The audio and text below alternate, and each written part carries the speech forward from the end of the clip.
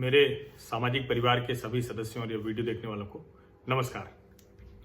अभी मैं कई बार आप लोगों से कहता हूँ मैंने अपना मोबाइल नंबर सार्वजनिक किया हुआ है, तो मैंने इसीलिए किया हुआ है कि जिससे आप लोग अगर कोई बहुत ज़रूरी खबर है तो वो मुझे बता सकें। वैसे मैं अक्सर कहता हूँ और फिर से निवेदन करूँगा कि अच्छा होगा कि अगर आप उसे मैसेज करके भेज दें, लेकिन फिर भी अगर कोई बहुत ज़रूरी खबर है, बहुत ज़रूरी जानकारी है तो वो आप मुझे फ़ोन कर सकते हैं। और ऐसा ही फ़ोन आज एक सुबह आया और मैं चूँकि उन्होंने कहा कि आप मेरा नाम मत जाहिर कीजिएगा, और उसके बाद फिर उनकी पत्नी जो मुंबई के टाटा मेमोरियल कैंसर अस्पताल में डॉक्टर हैं, उनसे उन्होंने बात कराई और उन्होंने हालांकि ये टाटा मेमोरियल की चिंता बताई। और चूँकि टाटा मेमोरियल कैंसर अस्पताल जो है वो देश भर में जिन लोगों को कैंसर की बीमारी हुई उनके लिए बड़ी आशा की किरण के तौर पर है, और देश भर से लोग वहां जाते हैं। अभी उस तरह से लोग नहीं जा रहे हैं, लेकिन फिर भी जिनको बहुत अर्जेंसी है, जो पहले से हैं, जो वो लगातार जा रहे हैं। मुंबई में रहने वाले लोग तो निश्चित तौर पर जा रहे हैं। अब उसमें एक मुश्किल हो रही है, और जो उन डॉक्टर साहिबा ने बताया और जिसको मुझे लगता है कि बहुत जेन्युइन मुद्दा है, उन्होंने ये बताया कि 2 ऐसे मरीज जो कैंसर की बीमारी से, जो कहें कि बहुत खराब रोग है, बहुत कठिन रोग है, बहुत कम लोग उस बीमारी से उबर पाते हैं, उस कैंसर से बीमार 2 मरीज वहां जनरल वार्ड में भर्ती हुए और उनको बाद में यही जो चाइनीज वायरस की बीमारी है, कोविड-19, इसका संक्रमण पाया गया।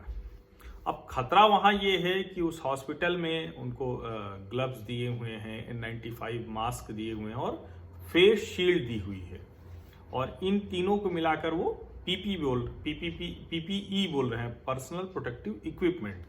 लेकिन फुल पर्सनल प्रोटेक्टिव इक्विपमेंट नहीं है टाटा मेमोरियल के डॉक्टरों के पास। कुछ के पास होगा, लेकिन सभी को यही 3 चीजें दी जा रही हैं: ग्लव्स, N95 मास्क और फेस शील्ड, जो चेहरा आगे एक शीशे का ग्लास जैसा होता है। तो ये तीनों दिया जा रहा है एहतियात के तौर पर। ये एक बात है, लेकिन दूसरी जो महत्वपूर्ण बात है कि जनरल वार्ड में 2 पेशेंट ऐसे आए जिनको कोरोना बाद में टेस्ट पाया गया। अब सवाल ये है कि जो भी ऐसे मरीज किसी अस्पताल में जा रहे हैं, और टाटा मेमोरियल को ये चेक करना चाहिए वो कितने लोगों के संपर्क में आए, संक्रमण उनको हुआ या नहीं हुआ। सभी जनरल वार्ड के लोगों को, उस वार्ड में जो तीमारदारी करने, जो मरीज के साथ, रोगी के साथ, बीमार के साथ जो रिश्तेदार आते हैं, जो लोग आते हैं, उन सभी की लिस्ट बनाकर उन सब को आइसोलेट करना चाहिए, क्वारंटीन करना चाहिए, क्योंकि डॉक्टर भी वहां डरे हुए हैं, स्टाफ भी डरा हुआ है।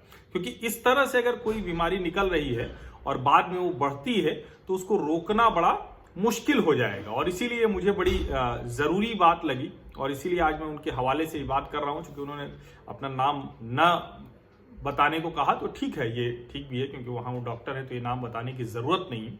लेकिन टाटा मेमोरियल के प्रबंधन को, मुख्यमंत्री उद्धव ठाकरे जी को, स्वास्थ्य मंत्री राजेश टोपे जी को ये तुरंत करना चाहिए कि टाटा मेमोरियल के जितने भी लोग हैं सबका टेस्ट कराना चाहिए, और अभी जितने लोग हैं उनको आइसोलेट करना चाहिए, जनरल वार्ड के भी लोगों को। एक ये पक्ष हो गया, एक हॉस्पिटल के नाते। लेकिन अब ये देश की सभी सरकारों से, हर राज्य सरकार को अपने यहाँ के जो भी अस्पताल हैं, सबसे पहला काम क्या करना चाहिए? सबसे पहला काम ये करना चाहिए कि सभी अस्पतालों में जो भी मरीज हैं और जो नया मरीज आ रहा है, जो नया रोगी आ रहा है, उसकी जांच सबसे पहले इसी की करनी चाहिए। यानी जिस बीमारी के लिए आया है, जो वो करेगा वो तो अलग बात है, लेकिन उससे पहले कोविड-19 की, इस चाइनीज वायरस का पता लगना बहुत जरूरी है, इसकी जांच होनी बहुत जरूरी है। क्योंकि ये एक बड़ा खतरा है, जो हम सब जानते हैं, उन डॉक्टर साहब ने भी बताया कि ये बहुत बड़ा खतरा है कि अगर मान लीजिए कि पहले ही कोई बीमार है, कोई रोगी है, और उसका इम्यून सिस्टम तो बहुत खराब है, जो रोग प्रतिरोधक क्षमता होती है वो बहुत कम होती है। क्योंकि आप जब बीमार हो जाते हैं तो बीमार होते ही इसीलिए क्योंकि आपके वो इम्यून सिस्टम यानी जो रोग प्रतिरोधक क्षमता है उस पर कोई वायरस हमला कर देता है। वायरस तो सब होते हैं, चाहे वो छोटा सा फ्लू का वायरस हो, सामान्य बुखार का, या फिर ये चाइनीज वायरस कोरोना। अब जब वो हमला कर देता है तो उस वक्त आपके शरीर में धीरे धीरे वो कमजोरी करता है, यानी आप रोग से नहीं लड़ पाते हैं। फिर दवा दी जाती है, जो अलग अलग चीजें हैं वो दी जाती हैं, उससे वो मजबूत होता है। लेकिन अब मान लीजिए कि उस कमजोरी के दौर में उसको कोरोना वायरस पकड़ लेता है, चाइनीज वायरस पकड़ लेता है, तो उस पूरे अस्पताल के लिए, वहां के डॉक्टरों के लिए, वहां के स्वास्थ्य कर्मियों के लिए, सबके लिए बड़ा खतरा है। इसलिए अच्छा होगा कि तुरंत सभी राज्य सरकारों को ये मैंडेटरी करना चाहिए, केंद्र सरकार को ये मैंडेटरी करना चाहिए कि देश के हर अस्पताल में जो भी मरीज हैं उन सब की कोरोना जांच कंपलसरी की जाए, आवश्यक की जाए। दूसरा, जो लोग पहले से हैं उनके आसपास के लोगों को, अगर किसी को निकलता है तो उनके आसपास के लोगों को 14 दिन का क्वारंटीन किया जाए, आइसोलेट किया जाए। क्योंकि ये समस्या सिर्फ टाटा मेमोरियल की नहीं होगी, वहां से तो एक मुझे फोन आ गया, लेकिन देश के हर हिस्से में ये समस्या होगी। हर अस्पताल में डॉक्टर, नर्स, वहां का स्टाफ, वहां का स्वास्थ्य कर्मी, सफाई कर्मी, हर कोई खतरे में, साथ में वो मरीज और उसके आसपास के मरीज भी। तो मुझे लगता है कि बहुत जरूरी बात है, इस बात को आगे बढ़ाया जाना चाहिए।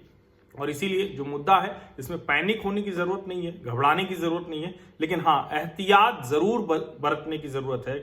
और जहां भी जो कहें कि प्रिकॉशनरी मेजर्स जिसको हम कहते हैं कि पहले से ही वो precaution is better than cure, तो पहले से ही वो कर लें। क्योंकि टाटा मेमोरियल में तो निश्चित तौर पर वहां कैंसर के रोगी हैं तो बहुत ज्यादा उनका इम्यून सिस्टम खराब होता है, लेकिन दूसरी जगहों पर भी ये तुरंत ध्यान दिया जाना चाहिए। और उद्धव जी और राजेश टोपे जी, टाटा मेमोरियल की एक बात, पूरे अस्पताल की चेकिंग की जानी बहुत जरूरी है।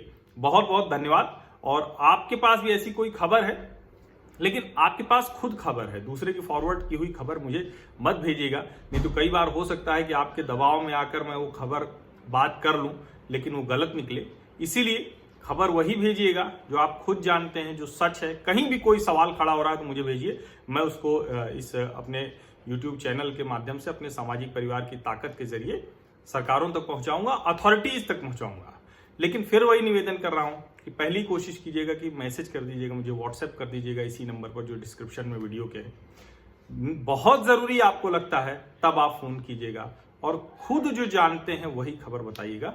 दूसरे की फैलाई हुई अफवाह या खबर कोई आपको भेज दे रहा है उसके आधार पर कुछ मत बताइएगा। बहुत बहुत धन्यवाद आपका। और मेरे इस सामाजिक परिवार की ताकत बढ़ाने में मददगार होना चाहते हैं तो आप इस YouTube चैनल को सब्सक्राइब कर लें, नोटिफिकेशन वाली घंटी दबा दें।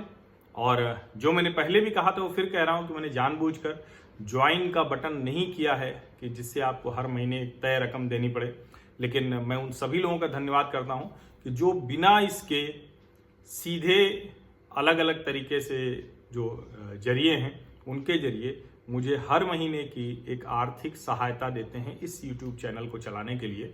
क्योंकि बहुत से लोग हो गए हैं तो उनका नाम अलग अलग लेने का कोई मतलब नहीं है, लेकिन जो भी लोग हैं वो जानते हैं, ढेर सारे लोग हैं जो महीने की एक तय रकम वो मुझे भेजते हैं। तो उन सभी लोगों का बहुत बहुत धन्यवाद। और निश्चिंत रहिए, मैं पूरी कोशिश करूंगा कि ये YouTube चैनल कभी पैसे देके मैंडेटरी नहीं होगा, यानी बिना पैसे दिए आप ना देख पाए, ये इस YouTube चैनल को मैं नहीं करूंगा। आप मदद करना चाहते हैं तो आप सीधे वो मदद कर सकते हैं। और उसके लिए अगर आपको लगता है कि जो जरिए हैं उसके अलावा आप तो जो व्हाट्सएप नंबर है उस पर आप भेजेंगे तो मैं अपना डिटेल और आपको भेज सकता हूं। लेकिन ये मैं सिर्फ इसलिए बता रहा हूं क्योंकि ढेर सारे लोग पूछते रहते हैं, लेकिन कहीं कोई मैंडेटरी नहीं है, कहीं कोई ऐसी आवश्यक शर्त नहीं है कि आप हर्षवर्धन त्रिपाठी के YouTube चैनल से जुड़ने के लिए, मेरे इस सामाजिक परिवार का हिस्सा बनने के लिए आपको कोई रकम देने की जरूरत है, ये कतई आवश्यक नहीं है। और बहुत बहुत शुक्रिया, बहुत धन्यवाद कि आप लोग इस तरह के मुद्दे सीधे मुझे भेज रहे हैं। और मैं फिर से कहूंगा कि ज्यादा से ज्यादा लोग, जैसे अभी कल एक संदेश आया कि आप देखिए कि जिनके ऊपर मामले न दर्ज हों, कुछ न हो, तो उनसे आप एक नेटवर्क बनाइए। देखिए, बहुत बड़ा नेटवर्क बनाने की स्थिति में तो मैं भी हूं नहीं, और उसके लिए बहुत साधन संसाधन चाहिए, वो कतई नहीं है। लेकिन हाँ, इतना जरूर है कि मैं ये कोशिश जरूर करूंगा कि आप लोग अगर कोई जायज खबर देंगे, क्योंकि लगातार मेरी व्यस्तता होती है तो हो सकता है कई बार बातचीत के क्रम में मैं उलझा हुआ हूं तो उस तरह से आपको रिस्पॉन्ड ना कर पाऊं, लेकिन अगर आप मुझे जायज खबर देंगे तो मैं कोशिश करूंगा कि उसको मजबूती से उस अथॉरिटी के सामने, उस कॉम्पिटेंट अथॉरिटी के सामने, उस सरकार हो या प्रशासन हो, उनके सामने, क्योंकि हर काम प्रधानमंत्री और मुख्यमंत्री ही नहीं करते हैं, मंत्री ही नहीं करते हैं, उनके नीचे के भी लोग करते हैं, तो मैं उन तक वो बात पहुंचा पाऊं, ये मैं कोशिश जरूर करूंगा, ये पक्के तौर पर निश्चित रही। बहुत बहुत शुक्रिया, धन्यवाद।